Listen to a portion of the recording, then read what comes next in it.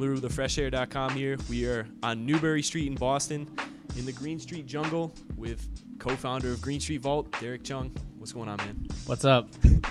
All right, so we're going to talk a little bit about the history. So for anybody that doesn't know, how did Green Street Vault come about?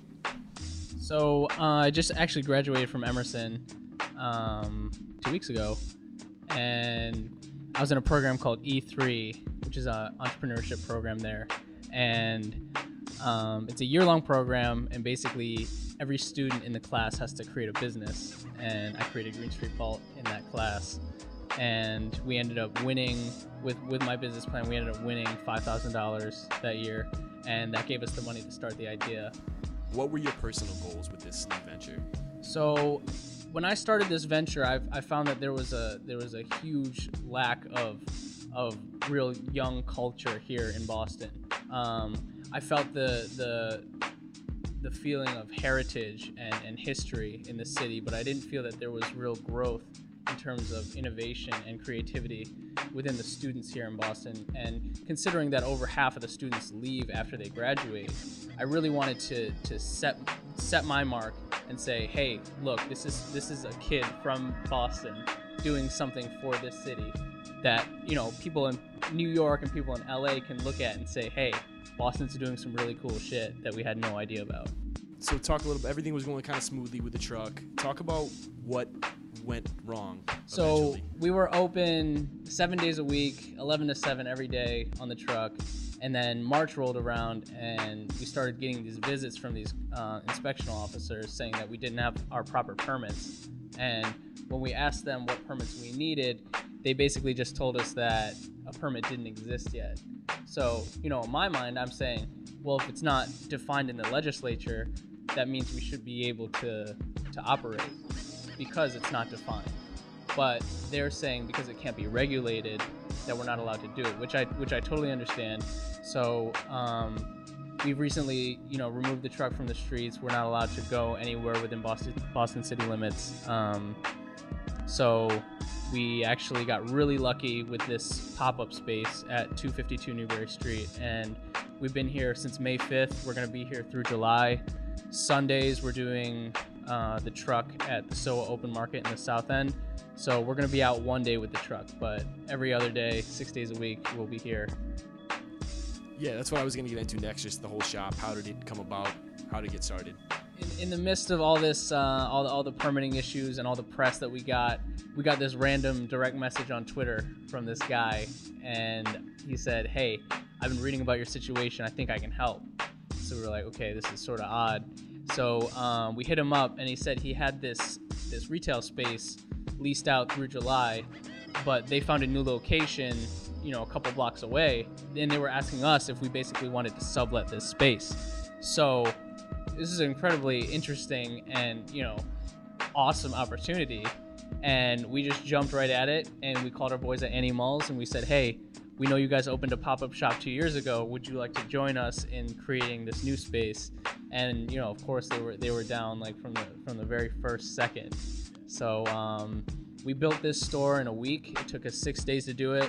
We were in here 14 hours a day, painting, putting fixtures up, you know, getting new tables and all that stuff. So it's definitely awesome. It's beautiful. It's a really cool experience.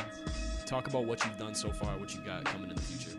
So in the past, we did our first day we did a really live opening party, which was crazy. It was really fun. A lot of our loyal customers came through. A lot of Animal's loyal customers came through. So it was a good mix of people.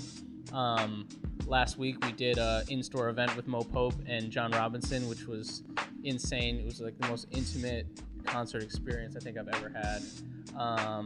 And in the future, we've got a couple of events booked, some more in stores, as well as, you know, some benefits for some nonprofits, as well as you know, teaching some classes and doing some differentiated events. I wanted to ask what you've learned being a young entrepreneur in this city, like pluses, minuses. What's it been like for you? It's a really, really good question. You think about that one? Yeah. I've learned so much. Yeah. I've learned so much from starting a business here in Boston. I'm definitely, I would say, a different person now than I was, even 6 months ago. Starting the business made me realize that you can be, as a marketing major, you can be the best communicator, but it's all about listening. And that's so important when you're running a business, because you can listen online. Like nowadays, you can listen on social media. You can hear what people are saying about you. You can read it. And you can take it to heart. You can consider it and change and be better. And and just talking to people, that face-to-face interaction is really important too. What are your goals for the next few months, even just that you have the shop? So for the next few months, basically the main goal is just maintaining that experience that we give on the truck and trying to translate it into a store. So we don't want to lose that element of personality and welcoming in this store. We always want our customers to feel comfortable, and I think we definitely do that. We've got an art space in the back. We've got gear in the front. We've got a highly knowledgeable staff.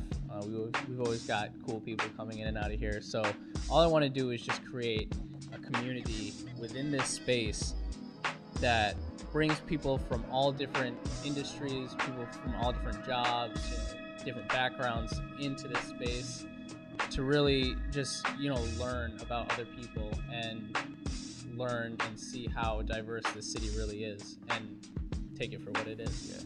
All right, so you want to wrap things up by telling people where they can find you guys, Twitter, Facebook, anything like that? So we're online, Green Street Vault on Facebook. We've got Twitter, Green ST Vault. Follow us now. We've got over 2,000 followers. It's awesome. Come to the shop. We're open 11 to 10 every day, 252 Newbury Street. And Tim's here. That's right. You heard it here. The Fresh Air, D-Criminals on the cameras. Derrick, Green Street Vault, Annie Malls, 252 Newbury. Get here if you haven't. If you have, get here again. I'm out. Peace.